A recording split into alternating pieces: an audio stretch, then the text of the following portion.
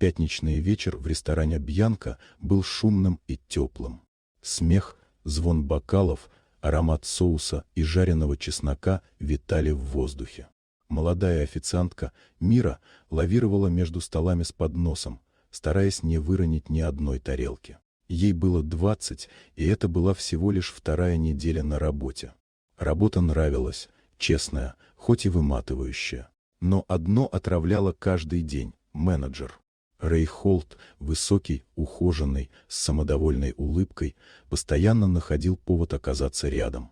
Он отпускал комплименты, клал руку на плечо, задерживая ее чуть дольше, чем позволительно. Мира старалась не реагировать, она не могла потерять работу.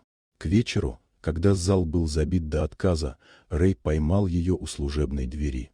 «Мира, зайди на минуту», — сказал он, понизив голос.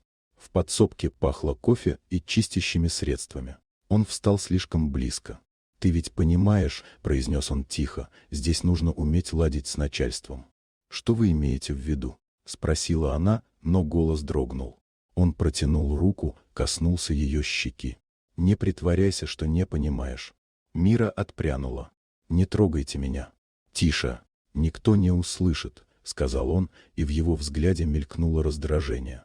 Она попыталась вырваться, но он схватил ее за запястье. В этот момент дверь за его спиной распахнулась. В проеме стоял высокий мужчина лет 50, в темном костюме с холодными глазами. «Что здесь происходит?» — спросил он спокойно, но так, что в груди похолодело. Рэй отшатнулся. «Я просто хотел поговорить». «Правда?» — мужчина сделал шаг вперед. Странный способ разговаривать. Он посмотрел на Миру. «Ты в порядке?» «Да теперь да», — прошептала она.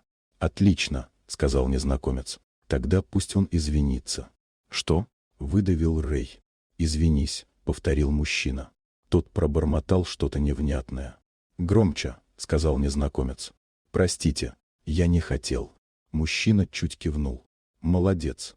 Теперь заявление на стол. Завтра. Без объяснений. И забудь, что эта работа когда-либо была твоей». Он наклонился ближе. «И если хоть раз тронешь женщину, я узнаю». Рэй побледнел и вылетел за дверь. Мужчина повернулся к Мире. «Все хорошо. Иди, отдышись». Она кивнула, не в силах говорить. Позже, когда зал опустел, он подошел снова, уже без официозного тона, просто человек. «Ты держалась достойно», — сказал он. «Почему вы помогли мне?» — спросила она. Он пожал плечами. «Потому что слишком часто никто не помогает». Он оставил на столе визитку. «Не для звонков по пустякам, только если действительно понадобится». Мира сжала карточку. «Спасибо. Надеюсь, повода не будет», — сказал он и ушел. Когда она вышла из ресторана, на улице моросил дождь. На другой стороне дороги мигнули фары черной машины, будто короткое «береги себя».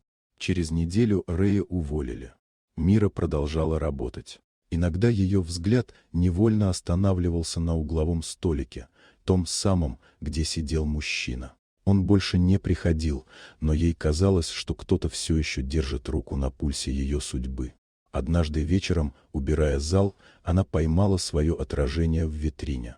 Перед ней стояла уже не испуганная девочка, а женщина, которая выстояла. И впервые Мира улыбнулась себе по-настоящему.